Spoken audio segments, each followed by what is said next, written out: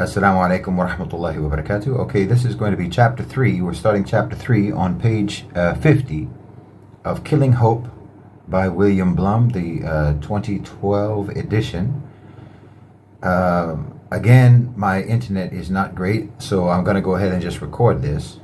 Chapter 3, Greece, 1947 to early 1950s, from cradle of democracy to client state, because as you know, the historical myth anyway, is that democracy started in Greece, ancient Greece. Okay, so here's the book. Jorge Sempron is a Spaniard, a Frenchman, a novelist and film writer, former communist, former inmate of Buchenwald. He was at the infamous Nazi concentration camp in 1944 with other party members, Communist Party members, when they heard the news. This is a quote from Sempron. For some days now we had talked of nothing else. At first, some of us thought it was a lie. It had to be. An invention of Nazi propaganda to raise the morale of the people. We listened to the news bulletins on the German radio, broadcast by all the loudspeakers, and we shook our heads. A trick to raise the morale of the German people. It had to be. But we soon had to face up to the evidence. Some of us listened in secret to the Allied broadcasts, which confirmed the news. There was no doubt about it. British troops really were crushing the Greek resistance. In Athens, battles were raging. British troops were retaking the city from the ELAS forces, district by district. It was an unequal fight. ELAS had neither tanks nor planes. But Radio Moscow had said nothing, and this silence was variously interpreted. The British Army had arrived in Greece during October and November 1944, shortly after the bulk of the Germans had fled. An evacuation due in no small part to ELAS, the People's Liberation Army, founded during the course of 1941-1942 on the initiative of the Greek Communist Party. ELAS and its political wing, EAM, cut across the entire left side of the political spectrum, numbering many priests and even a few bishops amongst its followers. The guerrillas had wrested large areas of the country from the Nazi invaders who had routed the British in 1941. ELAS and EAM partisans could be ruthless and coercive towards those Greeks who did not cooperate with them or who were suspected of collaboration with the Germans. But they also provided another dramatic example of the liberating effects of a world war. The encrusted ways of the Greek old guard were cast aside. In their place arose communities, which had at least the semblance of being run by the local residents. Inchoate institutions and mechanisms which might have been the precursor of a regenerated Greek society after the war. Education, perhaps geared towards propaganda, but for the illiterate, education nonetheless. Fighting battalions of women, housewives, called upon for the first time to act independently of their husbands' control, a phenomenon which spread irrepressibly until EAM came to number some 1 to 2 million Greeks out of a population of 7 million. It's a very large number of people. This was hardly the kind of social order designed to calm the ulcers of the British Old Guard, Winston Churchill for one, who had long regarded Greece as their private manor. The great man, meaning Churchill, was determined that the Greek king should be restored to his rightful place, with all that implied, and the British military in Greece lost no time in installing a government dedicated to that end. When it says, and all that implied, it just means that Churchill and the UK wanted to reinstall the monarchy in Greece, reinstall the king, so that Greece would remain, as it was described earlier, the private manor of the British. Monarchists, quislings, and conservatives of all stripes found themselves in positions of political power. Predominant in the new Greek army and police, members of EAM and ELAS found themselves dead or in prison. In the early days of the war, when defeating the Nazis was the Allies' overwhelming purpose, Churchill had referred to ELAS as, quote, those gallant guerrillas, and ELAS's supporters had welcomed the British in early November 1944 with a sign reading, "We greet the brave English army," signed EAM. But the following month, fighting broke out between ELAS and the British forces and their Greek comrades in arms, many of whom had fought against ELAS during the war and in the process collaborated with the Germans. Others had simply served with the Germans. The British Foreign Secretary, Ernest Bevin, acknowledged in August 1946 that there were 228 ex-members of the Nazi security battalions whose main task had been to track down Greek resistance fighters and Jews. There were 228 ex-members of the Nazi security battalions on active service in the new Greek army, the one that was reformulated by the British. Further support for the campaign against ELAS came from the United States Air Force and Navy, which transported more than 2 British divisions into Greece. All the while, the war against Germany still raged in Europe. In mid-January 1945, ELAS agreed to an armistice, one that had much of the appearance and the effect of a surrender. There is disagreement amongst historians as to whether ELAS had been militarily defeated or whether the communists in the ELAS and EAM hierarchy had received the word from Stalin to lay down the gun. If the latter were the case, it would have been consistent with the noted agreement between Stalin and Churchill in October 1944, whereby spheres of influence in Eastern Europe were allocated between the two powers. In this cynical, as Churchill acknowledged, in this cynical monopoly game, Britain had landed on Greece.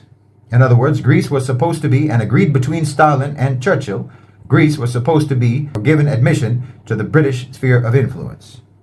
Churchill later wrote that Stalin had, quote, adhered strictly and faithfully to our agreement of October, and during all the long weeks of fighting the communists in the streets of Athens, not one word of reproach came from Pravda or Izvestia, nor, as Jorge Semprum noted, from Radio Moscow. In other words, while the British were routing the communists in Greece, communist Russia, communist Soviet Union had nothing to say about it, because it had already been agreed upon that they were going to hand Greece over back to the British. It's essential to remember, Professor D.F. Fleming has pointed out in his eminent history of the Cold War, that Greece was the first of the liberated states to be openly and forcibly compelled to accept the political system of the occupying great power. It was Churchill who acted first, and Stalin who followed his example in Bulgaria and then in Romania, though with less bloodshed. A succession of Greek governments followed, serving by the grace of the British and the United States, thoroughly corrupt governments in the modern Greek tradition, which continued to terrorize the left, tortured them in notorious island prison camps, and did next to nothing to relieve the daily misery of the war-torn Greek people. There are few modern parallels for governments as bad as this, CBS's chief European correspondent Howard K. Smith observed at the time. Mind you, this government, as bad as it is, and that has few parallels in terms of how bad it is, this government is one that has been installed by the British and by the Americans. Essentially, it's a British and an American, Western, European occupation of Greece to replace the Nazi occupation of Greece. So it's one group of white Westerners occupying it instead of another group of white Westerners. So you see now what I've talked about before, the fact that there is no such a thing as a white, Western, Anglo-Saxon, or whatever you want to call it, sense of fraternity, sense of brotherhood, or this myth of white nationalism. They've been tearing apart each other for centuries, and that's their favorite pastime, and they never have stopped doing it. Greece was dominated and occupied by Germany, and then it was the Germans were kicked out, and some of the people, the Greek people who helped to kick them out themselves, then got repressed by the Americans and by the British. So the Greek communists fought against German occupation and succeeded, and then they fought against British occupation and lost. Because again, the Germans were doing what they were doing without any outside support, whereas the British were doing it with American support and with the tacit approval, or even the explicit approval, of the Soviet Union, whom would otherwise have been expected to support them, being communists. In the fall of 1946, the inevitable occurred. Leftists took to the hills to launch Phase 2 of the Civil War. The communists had wrenched Stalin's strangulating hand from their throats, for their very survival was at stake and everything that they believed in. The British were weighed down by their own post-war reconstruction needs, and in February 1947 they informed the United States that they could no longer shoulder the burden of maintaining a large armed force in Greece. nor provide sizable military and economic aid to the country. Thus it was that the historic task of preserving all that is decent and good in Western civilization passed to the hands of the United States. Several days later, the State Department summoned the Greek charge d'affaires in Washington and informed him that his government was to ask the U.S. for aid. This was to be effected by means of a formal letter of request, a document, it turned out, to be written essentially by the State Department. So the State Department is going to the Greeks and telling them, you have to ask us for aid, and this is what you're going to say. We'll draft the letter for you. You have to ask us for aid, and here's how you'll say it. Here's how you'll ask it. The text of the letter, the charge d'affaires later reported, quote, had been drafted with a view to the mentality of Congress. It would also serve to protect the U.S. government against internal and external charges that it was taking the initiative of intervening in a foreign state or that it had been persuaded by the British to take over a bad legacy for them. The note would also serve as a basis for the cultivation of public opinion, which was under study.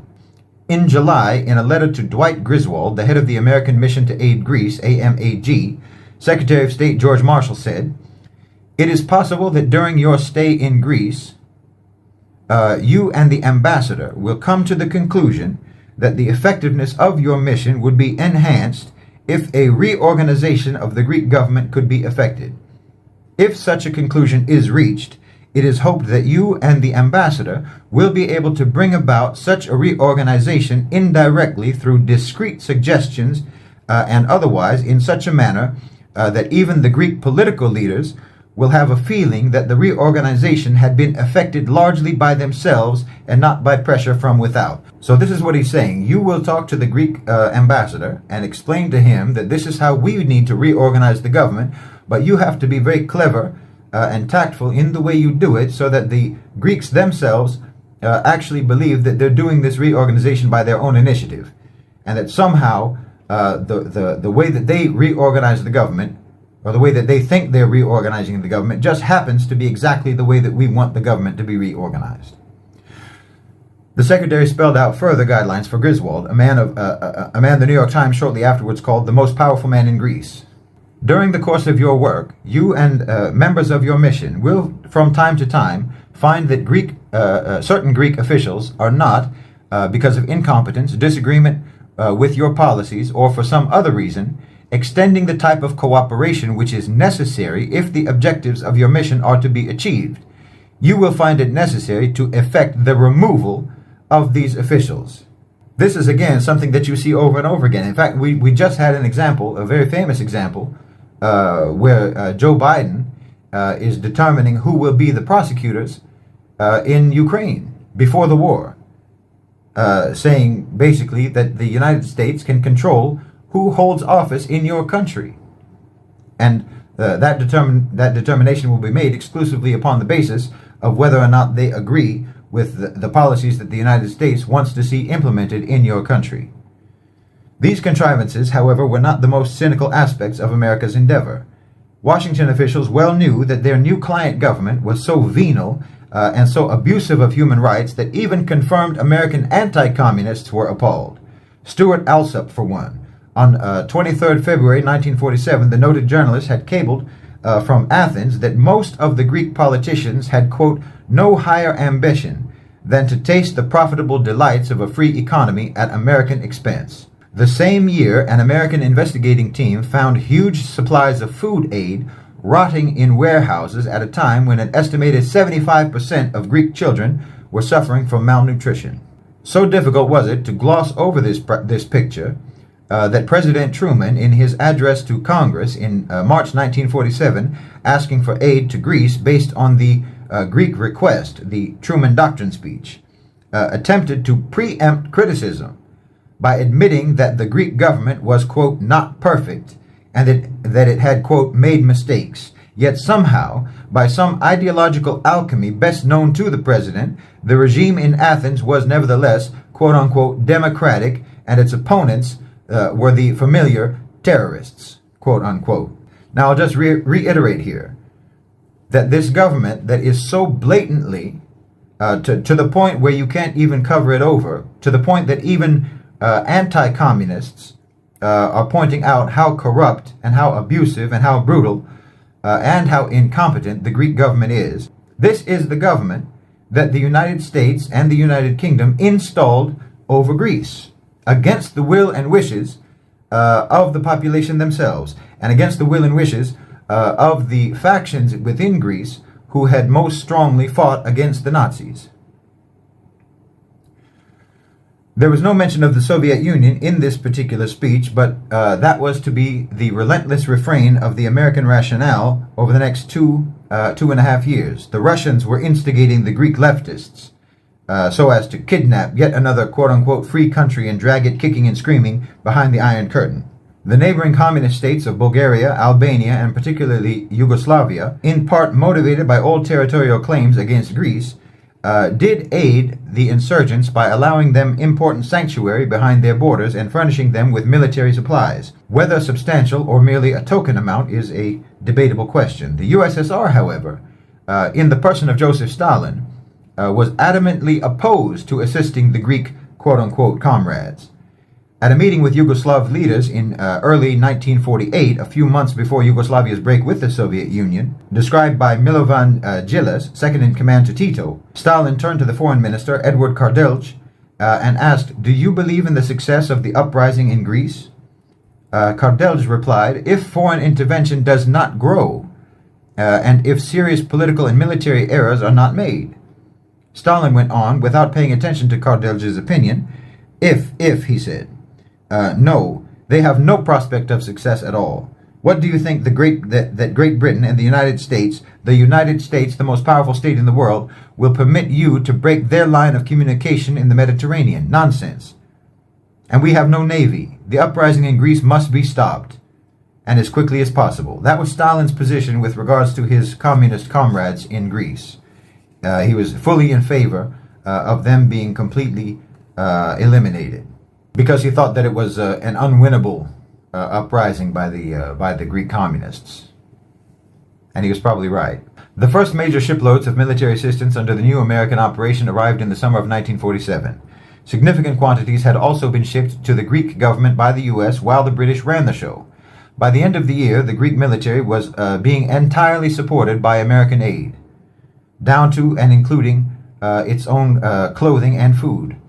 The nation's war-making potential was transformed. Continual increases in the size of the Greek armed forces, fighter bombers, transport squadrons, airfields, napalm bombs, recoilless rifles, naval patrol vessels, communication networks, docks, railways, roads, bridges, hundreds of millions of dollars of supplies and equipment, approaching $1 billion in total since the end of the World War, and millions more to create a, quote, secret army reserve fighting unit, composed principally of the ex-members of the Nazi security battalions referred to earlier. So again, this is an important thing to bear in mind when you look at what's going on in Europe today with the heavy militarization and the increasing emphasis on building their military capacity and focusing on their military capacity, their military capabilities, their arsenal, their weaponry, and so forth, as well as all of the talk that's going on throughout Europe with regards to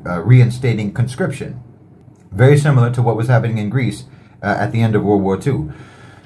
And notably, the U.S., again, was reconstituting and increasing the strength of the Greek military using, in part, former Nazis.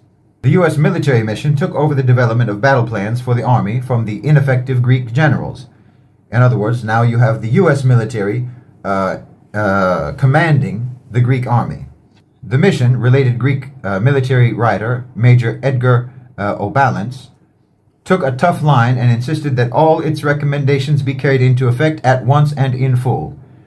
Eventually, more than 250 American Army officers were in the country, many assigned to Greek Army divisions to ensure compliance with directives.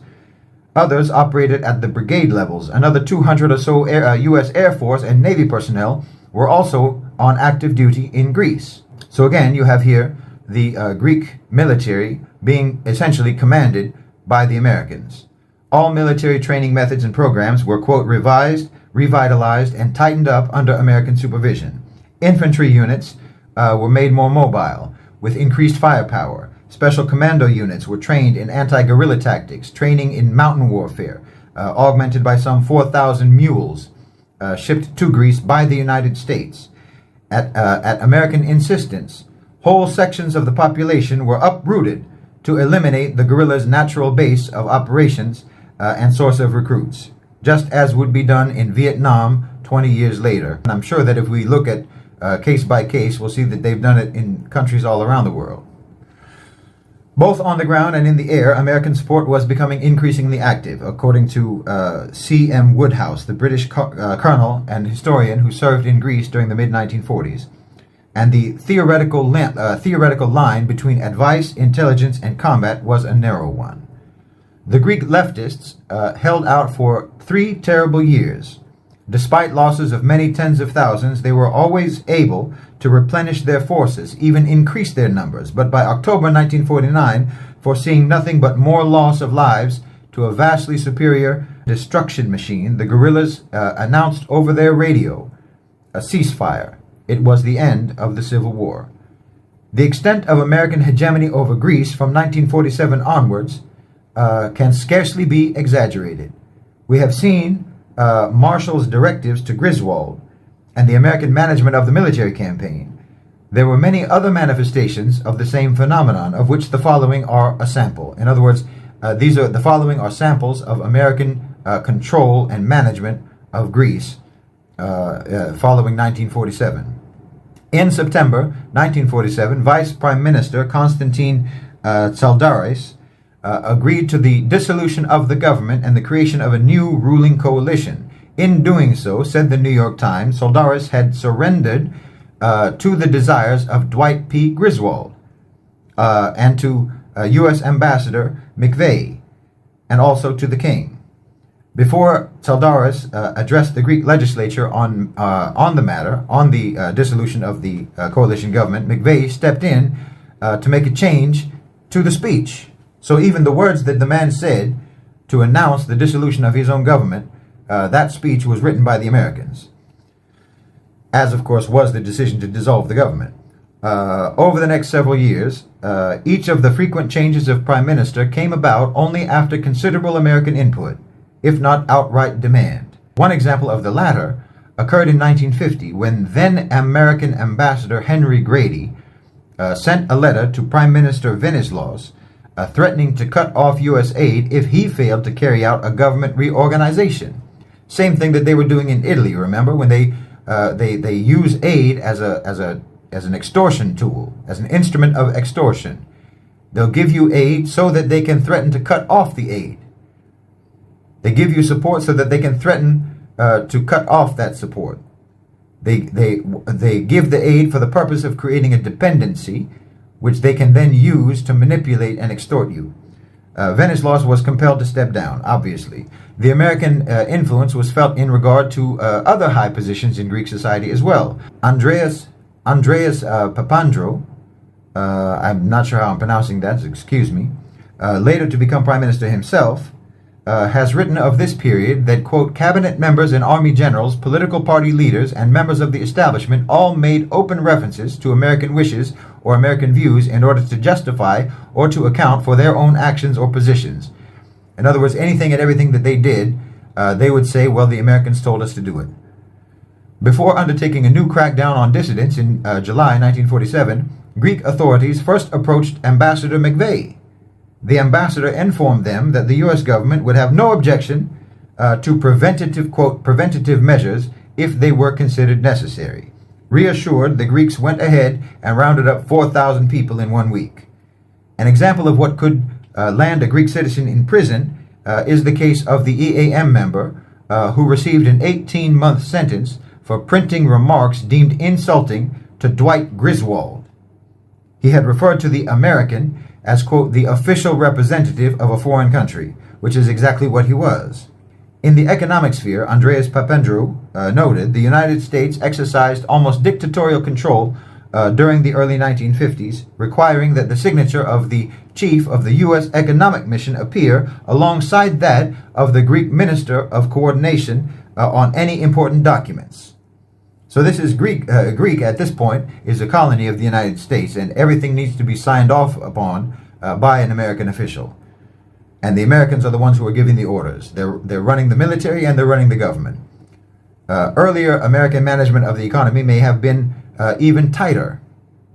A memorandum from Athens dated dated 17th of November 1947 from the American mission to aid Greece to the State Department in Washington read in part, quote, "We have established practical control over national budget, taxation, currency issuance, price and wage policies, and state economic planning, as well as over imports and exports, the issuance of foreign currency, and the direction of military reconstruction and relief expenditures." Well, that covers everything.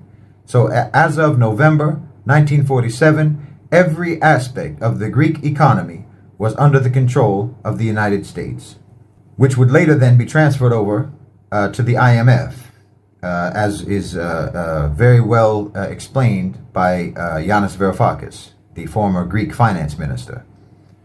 There was, moreover, the creation of a new internal security agency, because of course there was. Named and modeled after the CIA, because of course it was. KYP in Greek. Before long, KYP was carrying out all the endearing practices of secret police everywhere, including systematic torture, because of course they were. By the early 1950s, Greece had been molded into a supremely reliable ally/client of the United States. It was staunchly anti-communist and well integrated into the NATO system. It sent troops to Korea to support the United States' pretense that it was not simply an American war. It is safe to say that had the left come to power, Greece would have been much more independent of the United States. Greece would likely have been independent as well of the Soviet Union, to whom the Greek left owed nothing. Like Yugoslavia, which is also free of a common border with the USSR, Greece would have been friendly towards the Russians, but independent. When in 1964 there came to power in Greece a government which entertained the novel idea that Greece was a sovereign nation, the United States and its Greek cohorts, as we shall see, quickly and effectively stamped out that heresy. Okay, that's the end of chapter 3. So we're now going to be on page 58. We'll start on page 58, the next reading, inshallah. I don't have a lot of commentary on this one. I think most of it really speaks for itself. It's just, I'll re-emphasize here the importance, the immense importance of understanding this history. You must understand this history. This gives you a level of intellectual experience, if not lived experience. You have the intellectual experience of having witnessed, as if you've lived much, much longer than you actually have lived. When you know the history, when you've learned the history, it's as if you're much, much older than you are, because you have knowledge of things that happened before your lifetime and in places that you've never been.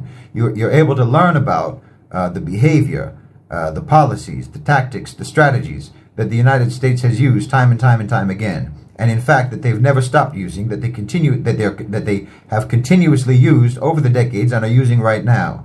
And that enables you to recognize when it's happening, because it is happening. And you can see even the fact that there is no real partition between 1947 in Greece and 2024 in Greece. There's no partition between there. That this is one continuous experience of American domination, and the same in Italy, and the same in any of these countries, except for when and where we see that there actually has been a genuine independent movement and a genuine decolonization movement that has succeeded. But when and where those have succeeded, then of course we will see examples of American attempts to interfere, attempts to undermine, attempts to subvert, attempts by the Americans to sabotage any successful independence movement, any successful attempt by any country anywhere to wrestle control over its own policy, to wrestle its own autonomy from the grip of the United States. As I've said before, we see that with all of the countries of BRICS. There isn't a country in BRICS, and there isn't a country, for example, I've talked about this before, there isn't a country that is part of the Belt and Road Initiative of China. There isn't a single country that hasn't experienced so-called protest movements, sometimes very disruptive protest movements, very often that come along with chance for overthrowing the government. Governments where states that are part of the Belt and Road Initiative or states that are part of BRICS, those are being highly targeted and non-stop, continuously targeted by the United States with interference and subversion. And we're by going through this book, you start to see the methods that they use, the tactics that they use, and then you can see it when it's playing out before your eyes today. When you have that context, when you have that historical context, you have that historical knowledge, then you won't make the mistake of thinking that this isn't what it appears to be. In other words, you will recognize that this is Western, this is American interference. That's exactly what it is. You won't make the mistake of thinking that it's some kind of a conspiracy theory to think that this is somehow American interference. Because it's far more of a conspiracy theory for you to believe. It's much more unbelievable. It's much more far-fetched and fantastical for you to believe that somehow America isn't doing right now what they've done everywhere, always. That somehow magically America has completely changed and they have no interest, for example, in what happens in Bangladesh and whether the government changes or doesn't change in Bangladesh. They're impartial about it. They're indifferent about it. Or they're impartial and indifferent about which way the government goes in South Africa or in Kenya or in Rwanda or in Indonesia or in Malaysia or anywhere else. There's no such thing as America being indifferent about which way a government goes. There's no such thing as America being indifferent about which way a society goes or which way a state goes. So when you're aware of that and you know how they've behaved, then, like I said, you can recognize it when they're doing it today, and they are doing it today. And if you don't recognize it, then they will get away with it. But if you recognize it, then you might be able to stop it from happening by making sure that you yourself, if you're from one of those countries that's being targeted by the United States, you can try to make sure that your own people, your own family and friends and colleagues and so forth are aware that what they're witnessing in their country is very likely and almost undoubtedly American interference and subversion and propaganda and indoctrination and black PR to try to control the opinion of the population and mislead you. I mean, I think that the intensity and the diffusion of propaganda is higher now than it has ever been in history because of social media, because of the internet, and because there are so many fake news organizations, news websites, news outlets, and so forth. It's so easy for intelligence organizations, intelligence agencies, and so on. They can set up a news site, a so-called news site that makes you think, or a Telegram account, or a YouTube channel, or a Twitter account, or so on, that's purportedly giving you news from the ground, from this, that, or the other country. You think that the person, who has a picture of themselves on their profile picture with a balaclava, and they're claiming themselves to be, proudly Muslim or what have you, proudly resistance, proudly pro-Palestinian, or this and that and the other, and you think that they're providing you news from the ground. You think that they're sitting somewhere in Amman. You think that they're sitting somewhere in Cairo. You think that they're sitting somewhere in Jakarta. Or you think they're sitting somewhere in Dhaka. But actually, that person is sitting in the basement of a building somewhere in Washington, D.C. And it may be all even the same person. This is very easy to do now. It's much easier to do now and to spread that propaganda all around the world in seconds, instantaneously. So again, I'll just repeat. So you have to be aware of what America has done in the past and how they've done it so that you can recognize it when it's being done to you. Jazakallah khair. We'll start with chapter 4, inshallah, tomorrow. And that's going to be about the Philippines, 1940s to the 1950s, America's oldest colony. Barakallahu fikum. Assalamu alaikum wa rahmatullahi wa barakatuh.